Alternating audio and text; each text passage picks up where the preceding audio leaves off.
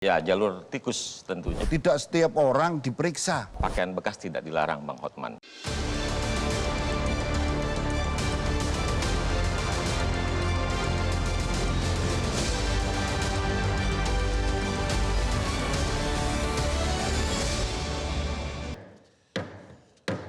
Seperti biasa, Hotman sukses berdebat berkat white coffee kesayangan Hotman. Coba tantangin gue berdebat, kalau saya sudah minum kopi ini, lawan semua kalah. Sekarang saya buktikan. Pak Mogah Simatupang dari Kementerian Perdagangan, baju bekas ini cara masuknya bagaimana? Apakah benar pelabuhan tikus atau memang pakai izin? Ya, baju bekas atau pakaian bekas atau semua barang bekas sebetulnya sudah dilarang dalam ketentuan yang berlaku. Sejak 2014 ada undang-undangnya. Sejak 2015. 15, oke. Ya, di situ disebutkan bahwa setiap importir wajib mengimpor dalam keadaan baru. Seperti itu dilarang. Jadi yang masuk ini, yang sekarang sampai Presiden prihatin, masuk melalui mana?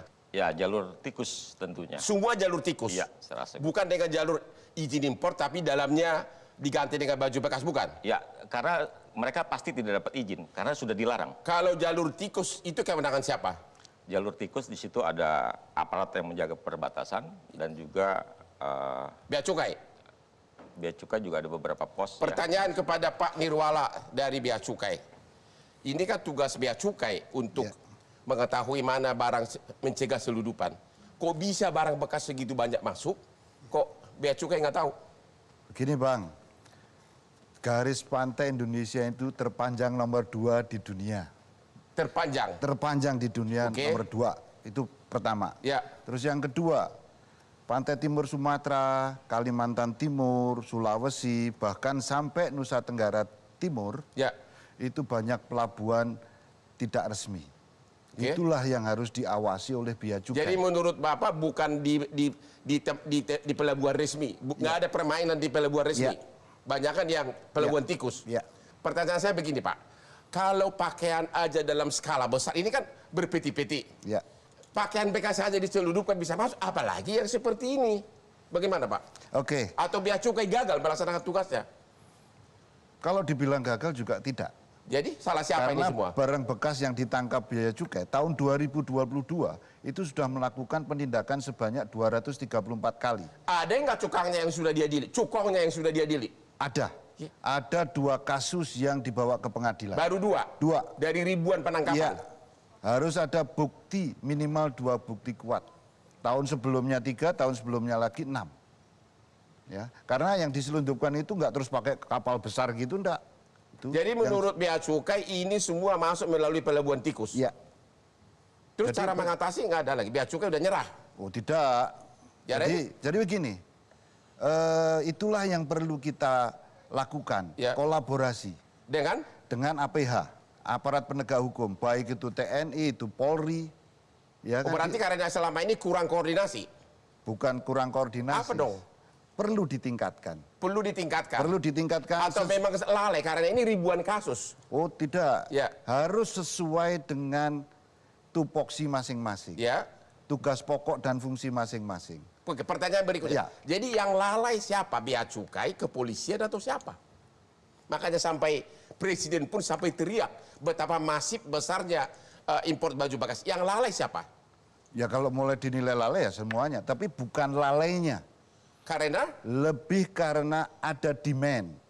Kalau ada permintaan, ya kan, suplai dengan cara apapun akan masuk. Berarti Bapak setuju barang mewah lain pun karena semua orang ingin dapat berlian seperti saya ini.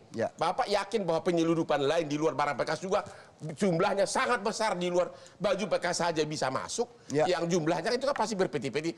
Apalagi barang-barang mewah lainnya. Bapak mengatakan itu juga terjadi? Penyeludupan di mana-mana? Bisa jadi. Bahkan di pelabuhan udara pun bisa. Karena begini, ada yang undeclare atau juga yang misdeclaration. Undeclare berarti memang tidak diberitahukan. Ya kan? Terus yang kedua, itu yang misdeclaration. Berlian tidak diberitahukan dengan nama berlian. Itu. Tapi kan Bea Cukai berhak memeriksanya. begini, kita menggunakan manajemen risiko, tidak setiap orang diperiksa. Oh, tidak setiap orang iya diperiksa. Iya, kita punya profiling. Nanti kalau diperiksa semua orang juga marah. Iya kan? Profiling ini yang sulit. Ya. Pak Moga, kenapa sampai Presiden berteriak? Kenapa sampai? Coba. Ya, karena terus terang industri tekstil sudah merasa terganggu ya. Dan tren thrifting ini sudah semakin meningkat. Sehingga sudah meresahkan masyarakat. Namun ini paradok Bang Hotman. Satu sisi industri merasa diganggu, cuman di sisi lain banyak pedagang dan juga konsumen yang merasa sudah nyaman dengan ada importasinya. Seperti itu. Tapi ini kan praktek yang sudah puluhan tahun. Kenapa baru sekarang? Ya, perdagangan pakaian bekas tidak dilarang, Bang Hotman. Ya, begitu pula perdagangan tidak dilarang. Tidak dilarang. Kalau Bang Hotman ke Kemayoran ada perdagangan mobil bekas. Sebentar dulu, import barang bekas boleh nggak? Tidak boleh. Impor barang bekas itu tidak boleh. Tidak boleh, kecuali yang diatur dalam perundang-undangan. Seperti barang modal. Kalau sudah ada dalam jumlah besar di pasar barang bekas, ya pasti, dan juga mereknya luar negeri, harusnya aparat tahu dong bahwa itu adalah import.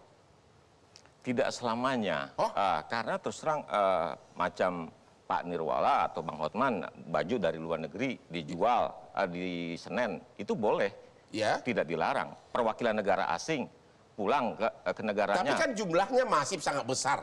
Kalau 1-2 oke. Jadi kalau ada penjualan besar-besaran barang bekas, baju bekas di pasar, itu kewenangan siapa menindak? Baik Dinas Perindak Provinsi, karena di Peraturan Menteri Perdagangan 36 kan sudah ada di situ. Pokoknya Kementerian Perdagangan? Ya, dan aparat dan aparat bea cukai. Ya, berarti yang lalai selama ini Kementerian Perdagangan, udah lihat besar-besaran jumlah penjualannya, kok nggak ada tindakan gitu loh.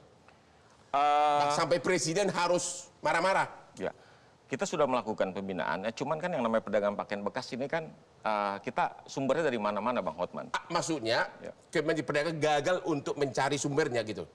Cukongnya, konglolnya, yang import. Yang diatur, Bang Hotman, ada impor, larangan impor pakaian bekas. Tentu kan ada yang import. Artinya belum ada kesulitan menemukan siapa pelaku importirnya. Karena diimpor secara ilegal, itu yang menjadi persoalan. Karena impor secara ilegal. Tapi kan bisa diselidiki. Pedagang beli dari si A beli dari si B. Kan bisa trace, di trace, atau memang tidak ada. Kalau nggak viral, nggak ada yang peduli gitu. Nggak, jadi kejadian kami di Pekanbaru, Bang Hotman, itu kita hanya ketemu kuli-kuli angkut. Mereka tidak ada komunikasi via telepon. Jadi mereka ketemu di pelabuhan, disuruh bawa, ya sudah, kita ada laporan masyarakat, kita sergap, dan langsung kita tindak lanjuti dengan pemusnahan, seperti itu. Begitu ya? Oke, kita istirahat dulu. Setelah yang berikut ini tetap di Hot Room.